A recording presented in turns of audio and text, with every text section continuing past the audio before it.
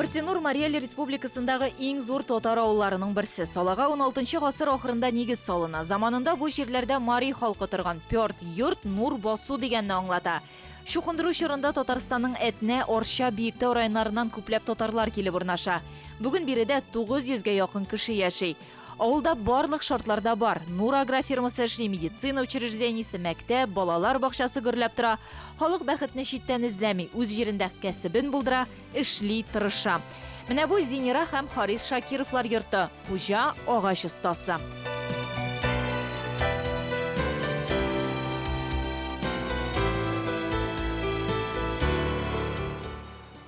Хуш килдегезме, кадерле кунаклар. Менә шулай алдан ук әзерләнеп көтеп тора безне милләттәшләребез. Шакировларның ишек алды күргәзмә залы кебек.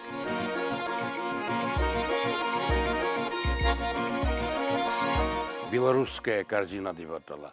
Моны кызыксынып ясап карадым инде. Белорусская корзина бу нәрсәсе белән аерыласың бу? Лентадан эшләнгән ул. Әйе. Менә. Бу тал чыбыгын лента формасына китерәсең сәй. Әйе.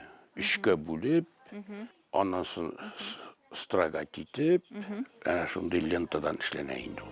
Харис абый Портенурда туа, гомере буе колхозда тракторчы механик булып эшли. Бүген лаеклы ялда. Талчыбыктан әйберләр ясау белән күбесенчә кышкы вакытта шөгыльләнә. Үргән корзиннарымның сонын да белмим ди. Күбесе бүләккә китә, сорап эшләтүчеләр дә күп икән. Төрле зурлыкта, төрле бизәкләр белән үрә. Һәр корзинның үз билгеләнеше. Уртача зурлыктагы корзинны үрер өчен бер көн җитә. Бу шөгыленә инде 5 ел. Хыялым иде, эшләп карыйсым килде. Интернетта хәзер бар мәгълүмат бар. Шуннан өйрәндем ди Харис абый. Иң элек чыбыкны кайдан, ничек җыярга, сыдырырга икәнен үзләштерә. Менә бу язны, яз көне җыйган чыбыклар. Бу яз көне җыйганны пешерәсе юк. Ул менә үзенчә шушындый бер төстә була. Булар көз көне һәм кыш көне җыелган. Буларны мин, скажем, буржуйкада пешерәм дә, сәгать ярым пешергәннән соң менә бу скамья, ул скамья простой түгел. Менә шулай кабыгыннан менә шулай итеп мин арындырам. Менә. Җайланмасын да үзегез уйлап таптыгызмы? Бу кайшыл, сың кайшы. Чыбыкларны озынлыгы, киңлеге буенча айыра. Ясаганда тол чыбыкның юеш булуы мәслихәт. Бу сыгылмалы булсынга. Уртача зурлыктагы корзин үрү өчен 200-дән артык тол чыбык кирәк. Заказга ясаган корзиннары 600 сумнан башлап. Харис абый ясаган иң зур әйберләрнең берсе менә шушы отынгыч урындык. Аны ясар өчен барлыгы 1 айга якын вакыт кирәк булды ди ул. 15 көн дәвамында бары тик үрәгенә. Бу аның беренче тәҗрибәсе. Хәзер инде сораучыларга да, үзләренә шушындый отынгыч алырга теләгән кешеләргә дә ясап бирә ала. Бәясе 6000 сум.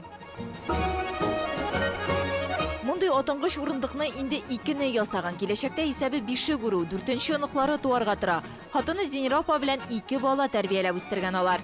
Зинира ханым да шушы авыл кызы, медицина хезмәткәре. Бүген инде ялда, мул итеп бакча үстерә. Бу араларда җиләк җыю белән мәшгуль. Мари урманнары бай ди Зинира апа. Җиләккә ул ире үргән корзиннар белән генә йөри. Матур да, җиләк тә бозылмый. Лесная клубника, аны җыябыз, нарат җиләге. Аннан соң гөмбәләр китә инде. Безнең урманнар бөтен әйбергә бай. Хәзер морозильный ларлар бар. Күбрәген свежий килеш катырырга яратабыз. Балалар алып китеп торалар. Кура җиләге бик күп нәрсәгә файдалы.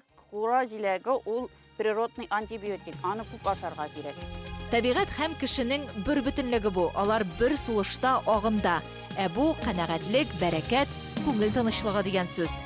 Гөлия Садыкова, татарлар, Портенур авылы, Мари Эл Республикасы.